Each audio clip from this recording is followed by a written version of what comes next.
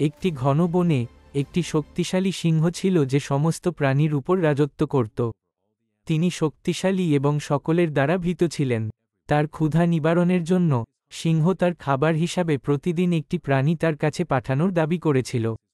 যদি পশুরা তা করতে ব্যর্থ হয় তবে সে তাদের সবাইকে শিকার করে ফেলবে। সবাই শোনো, তোমাদের মাঝ থেকে একজন আমার খাবারের জন্য আসবে। যদি না পাঠাও মাদের সবাইকে শিকার করে ফেলব। আতঙ্কিত প্রাণীরা এই ব্যবস্থায় সম্মত হয়েছিল। প্রতিদিন তাদের মধ্যে একজনকে সিংহের খাবার হিসেবে বেছে নেওয়া হয়েছিল। অবশেষে এটি একটি চতুর খরগোশের পালা ছিল। খরগোশটি ছোট ছিল, কিন্তু সে খুব বুদ্ধিমান ছিল। তিনি ভাবলেন, আমি যদি সরাসরি সিংহের কাছে যাই, আমাকে খেয়ে ফেলা হবে। কিন্তু আমি যদি আমার বুদ্ধি ব্যবহার করি, তবে আমি নিজেকে এবং অন্যদের বাঁচাতে পারি। তাই খরগোশ তার সময় নিয়ে ধীরে ধীরে সিংহের খাদের দিকে এগিয়ে গেল। সিংহ, অধৈর্য এবং ক্ষুধার্ত, খরগোশকে দেরিতে আসতে দেখে রাগে গর্জন করে। এত দেরি করলে কেন?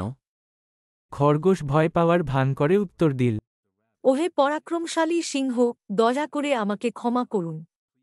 আমি এখানে যাচ্ছিলাম যখন আমাকে এই বনের সত্যিকারের রাজা বলে দাবি করা আরেকটি সিংহ আমাকে থামিয়ে দিল। সে বলল সে তোমার চেয়ে শক্তিশালী এবং আমাকে খাওয়ার চেষ্টা করেছিল, কিন্তু আমি তাকে বলেছিলাম যে আপনি সবচেয়ে শক্তিশালী এবং তিনি আমাকে আপনাকে জানাতে যেতে দিয়েছেন। আমার অঞ্চলে আরেকটি সিংহ। আমাকে দেখাও সে কোথায় আছে। চতুর খরগোশ সিংহকে নিয়ে গেল গভীর কূপের কাছে। সে নিচের দিকে ইশারা করে বলল, সে ওখানে লুকিয়ে আছে, হুজুর। সিংহ রাগান্বিত এবং চিন্তা না করে কূপের দিকে তাকাল। পানিতে নিজের প্রতিবিম্ব দেখে সে ভাবল এটা অন্য সিংহ।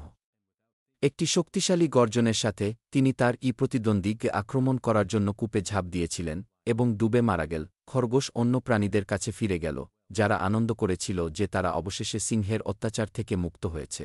চতুর খরগোশটি নিজের বুদ্ধি দিয়ে সবাইকে বাঁচিয়ে দিল।